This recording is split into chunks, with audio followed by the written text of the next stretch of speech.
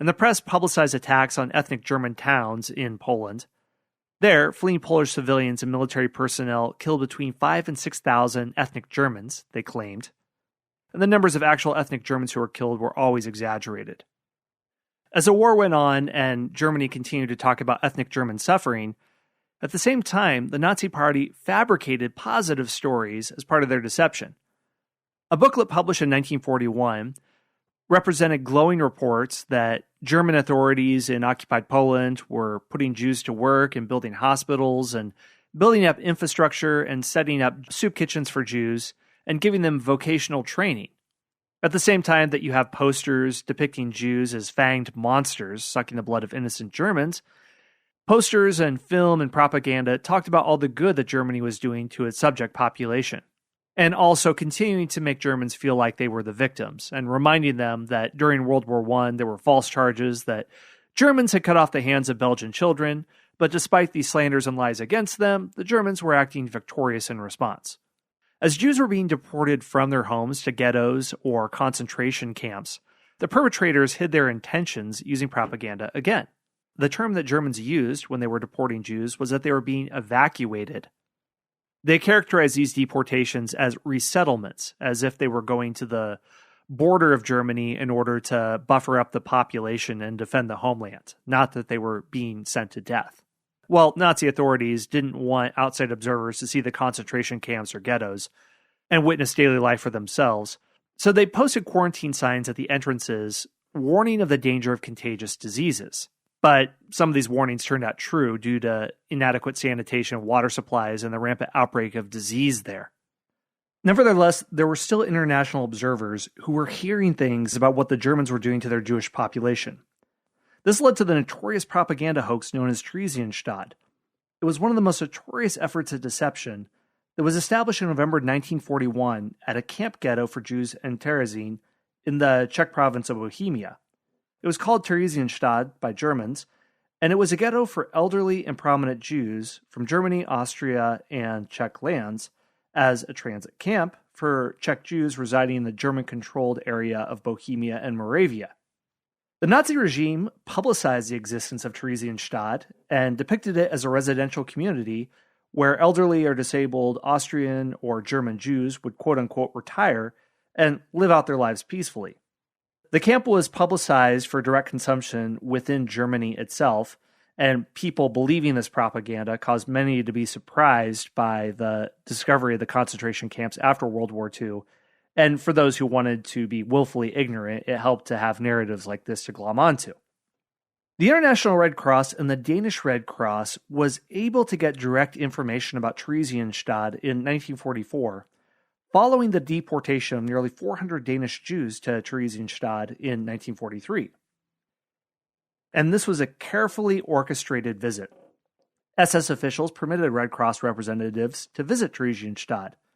At this point, news of the mass murder of Jews had reached the world press. Germany was losing the war and losing control of the narrative. So SS authorities did a late-game hoax, accelerating deportations from the ghetto shortly before the visit, and ordered the remaining prisoners to clean up the ghetto. They had to plant gardens, paint houses, renovate barracks. When the delegation arrived, SS authorities staged social and cultural events for the dignitaries. After the Red Cross officials left, the SS then resumed deportations from Theresienstadt, which didn't end until October 1944, and they would be sent on to death camps.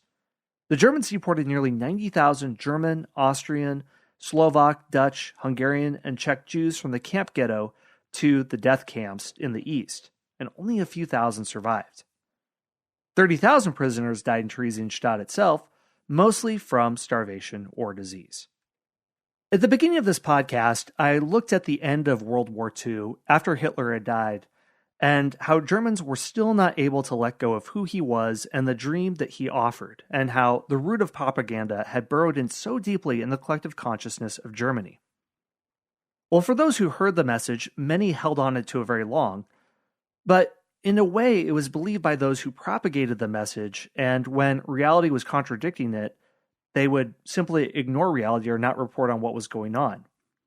We can look at this in the journal of Joseph Goebbels. At the end of the war, in 1945, his diary entries become fewer and fewer and are without emotion and are just simply reporting bare fact. The diary entries simply recounts what happened in the military situation of the day, and they're little more than status reports. The last entry was on April 9th, 1945, that records on the progress of incoming Allied armies, and it says, "The enemy only made small gains. Ammunition situation is becoming difficult for the German side. Enemy air activity was particularly heavy. Our fighters were not in action." After Hitler committed suicide, Goebbels and the propaganda ministry announced his death on May 1st. It was accompanied by music composed by Wagner and Bruckner, considered German folk music. They tried to craft the narrative that not that Hitler had taken cyanide and shot himself as the Soviets were closing in on his bunker, but that he was fighting with his last breath against Bolshevism instead of taking his own life. And as the Allies uncovered concentration and death camps across Germany and Poland, there were German people who still believe in Hitler. And when they were asked about the camps, they said no, and proclaimed that Hitler, as much as he was anti-Semitic and as much as he was righteously fighting against the quote-unquote Jewish threat, he couldn't have created such places. They were fake. They were an Allied conspiracy. And when the truth of these places became irrefutable, and even those charged in the Nuremberg trials in high Nazi command fully acknowledged the concentration camps, the strategy wasn't to deny they existed, but to blame other people for them. And many Germans said that Hitler couldn't have created such places. It was Joseph Goebbels. It was Himmler, the SS, Hitler's other primary lieutenants, but not the man himself. Even at the end of the war, Germany was behind Hitler. But once the full truth came out, and Hitler's direction of the creation of the concentration camps and the 6 million that died as a result of him was incontrovertible, finally the propaganda machine died.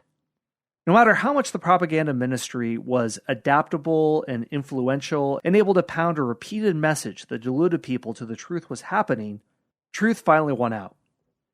After the fall of Berlin, Joseph Goebbels committed suicide, and the propaganda ministry was dismantled, along with the rest of the Nazi regime, as the war ended. All right, well, that's all for this episode, doing a deep dive into propaganda. Thank you so much for the question, and I really appreciate it. Well, that's all I have for today. There's probably a million other things that could be said, but I think this is a good stopping point. First off, I want to give a shout out to the Spy Masters for the Knowlton's Rangers. Vic Austin, Chris, Rob Matlock, Alan Baker, Beverly Engel, Jake Harrington, Todd Warren, William Ivey, Joyce Normant, Tyler from Colorado, Josh Reddick, Daniel Lawson, Marlene, Michael, Tim Clark, David Powell, Moondoggy from Ohio, Melissa, Christopher Main, Carl from Norway, and Baron Fraser. I'll explain what that is in a second. If you like the show and want to help it grow, there are 4 easy ways for you to do it. 1, like and subscribe to the show on the podcast player of your choice. This helps spread the word about the show. 2, join our Facebook group. Here we can keep the discussion going about new episodes, and you can talk about what you like and didn't like. And you can find this group if you just search for History Unplugged on Facebook. 3, we have an online store with t-shirts, phone covers, and other accessories featuring awesomely bad history puns that were crowdsourced by you, the audience. And you can find that if you go to public.com and look for History Unplugged, or you just go to historyonthenet.com and look for our store there. 4, and this is really the best way to dive deep with History Unplugged, and that's to become one of the Knowlton's Rangers. If you know your American history, you know the Knowlton's Rangers were an elite spy and reconnaissance group in the American Revolutionary War, but it's also the name of the membership program of History Unplugged. You can join at 3 levels. If you join at the level of Scout, you can hear all the episodes of History Unplugged completely ad-free and get early access to new episodes, at least a week early. If you join at the Intelligence Officer level, you get special bonus episodes, like a 10-part series on the World War II hero Audie Murphy, a multi-part series called Ottoman Lives about different people in the Ottoman Empire, and a series called Rendezvous with Death that looks at biographical profiles of Americans who went to fight in World War I before America entered the war. The last level is Spy Master, where you get all that stuff, but you also get 3 hardcover history books, Forging a President, How the Wild West Created Teddy Roosevelt, Race to the Top of the World, Richard Byrd and the First Flight to the North Pole, and The Last Fighter Pilot, the true story of the final combat mission of World War II. Another bonus is, you can choose a history topic for me to focus on for an entire episode that can go up to an hour, and I'll answer whatever question you have for me, and you get a shout out at the end of each episode. If you want to learn how to become a member of the Knowlton's Rangers, go to patreon.com/unplugged. That's patreon.com/unplugged. All right, well, that is all for my spiel. Thanks for listening to the History Unplugged podcast, from ancient Greece to the Cold War and everything else in between. See you next time.